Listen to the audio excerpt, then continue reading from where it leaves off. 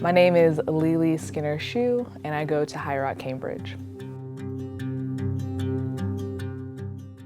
I grew up on a farm in North Carolina and Virginia. My dad is African American and my mom is Filipino American, which meant a mixture of my dad making barbecue, having fresh bacon on the farm, but my mom also making foods like sinigang and lumpia and pancit. So it was a mixture of delicious foods in our home. So when I was in the second grade, I was invited by a friend to a birthday party. The little girl was white and her grandmother invited us to her birthday party. And that Saturday, my mother took me to the birthday party. I got all dressed up with my birthday present, and I got to the house and my friend's mother opened the door and she actually did not allow us to come inside. I don't remember what actually happened, like who said what or what was the exchange. I just remember the door being closed and my mom encouraging us to go back to the car, which didn't really make sense to me. I was confused. Remember being in the car very confused because I had prepared to go to this party to be with my friends at school. I do remember my mom saying that sometimes people judge us based on your skin color, and that was it. And I don't remember what happened after that. I'm assuming I went back home and I just played with my toys. But I believe that was the beginning of me seeing that I was different in some way, seeing that there was something maybe even wrong with the color of my skin or a difference between me and this classmate. So that was the beginning of that journey, of my ethnic identity journey.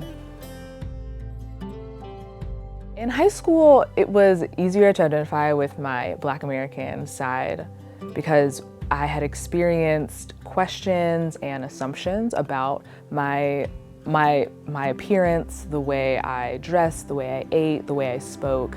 I felt unable to be a representation of the Filipino American and Black American culture. Because I didn't speak the language that my mom spoke, which was Tagalog and Waray. I did not look Filipino, which I'm really unsure what that actually means, but I didn't look that way. And so I associated with the African American side because that was easier to associate with.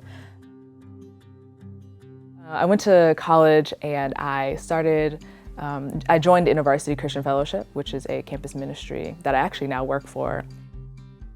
Through one-on-one discipleship and mentorship with my staff worker, she asked me the simple question of what is my ethnic background and what is my cultural background.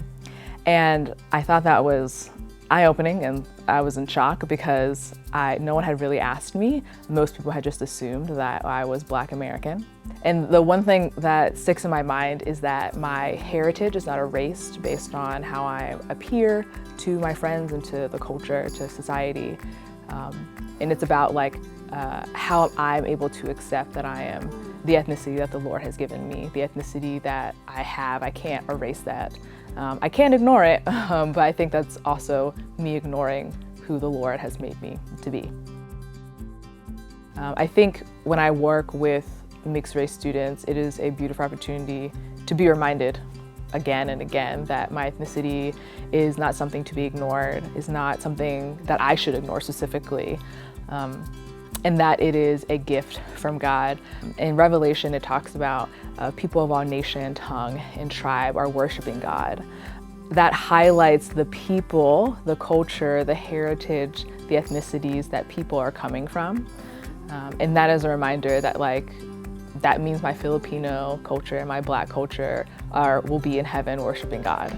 And it's something that I should glorify here on earth as well.